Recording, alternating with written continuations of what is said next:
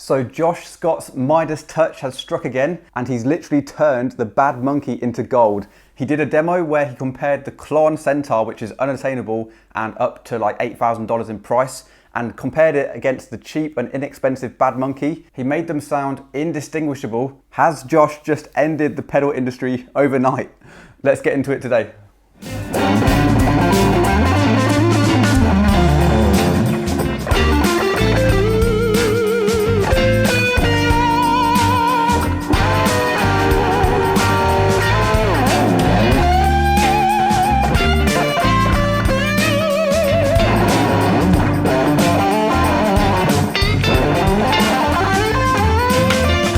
Okay, so before I even saw the actual YouTube video about this from JHS Pedals, where they compared the bad monkey to absolute unattainable rare classics like the TS10, I was just scrolling up and down Instagram as you do, and I saw a comparison, a proper A/B test between a bad monkey and a Klon.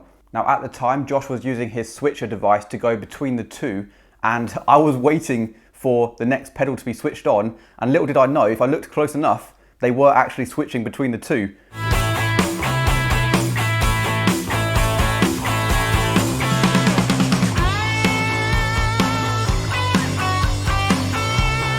Just blows your mind because everyone talks about the Klon Centaur being the holy grail. You know, they're fetching ridiculous prices, and of course the bad monkey is generally associated with being very cheap and not the best for some reason, because it's always been a hidden gem. We actually bought this bad monkey a little while back from the Gary Moore collection. So this was Gary Moore's own Digitech bad monkey, and because we'd done a video on this in the past, I literally woke up to about 4 or 5 messages yesterday saying, "Chris, your Gary Moore bad monkey's probably tripled in price because of the JHS video." And then I started to see news articles pop up left, right and centre about Josh. Also crazy memes as you'd expect on the Facebook groups and all that sort of stuff. And like I say, it turns out that Josh and his Midas touch have struck again, because some people call it like the JHS effect, where as soon as Josh features anything on the JHS show, you can guarantee that you'll have to run out and buy one before they triple in price, if not quadruple or 10x in price. And the bad monkey was no different. Look at the prices on Reverb here. They are literally astronomical compared to what they were. Now Josh actually did an Instagram post about this very topic because he must have got inundated with messages left, right and centre.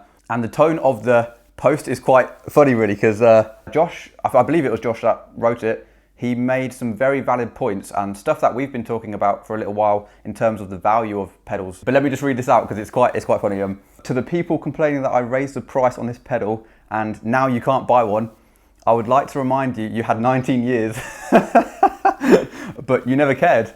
This pedal has existed 4 years longer than JHS as a company, and most guitarists hated it since day one.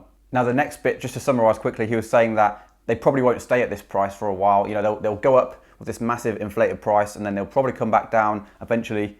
But this point here is something that we've been talking about for a while. People listing for $600 and people buying them for $600 are two very different things. And that's very true. If you actually look at the Reverb price guide for what they're actually selling for, they have gone up overnight because of Josh, but not necessarily to the amount that the articles are saying, because again, there's two different things. You can list it for something, but someone might not buy it at that price, and they generally don't.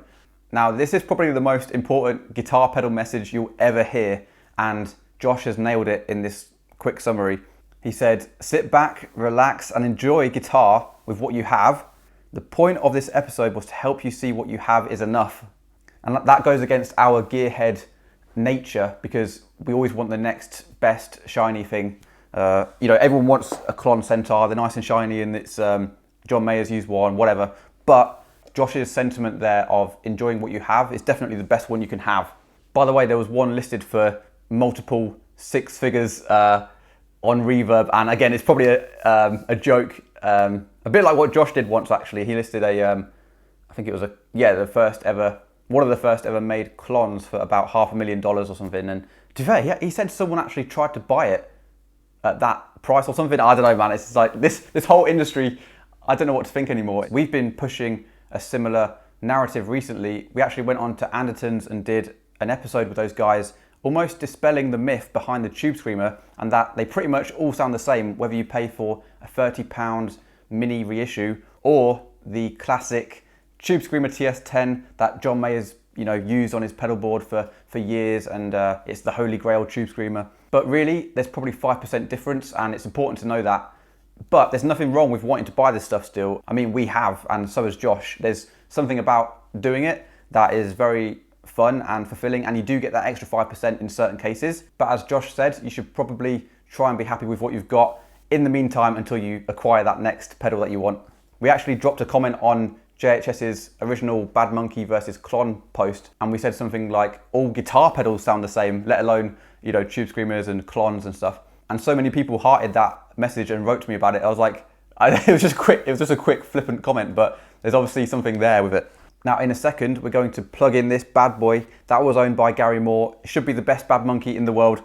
But just before we plug it in, someone left a really fascinating comment on one of the JHS YouTube comments or Instagram comments. Can't remember where it was now. But someone said, before someone like Josh or anyone with mass influence releases a guitar pedal, if they stocked up on these, knowing that their reissue or their recreation was going to be released, they could make a fortune on the future prices of that original pedal.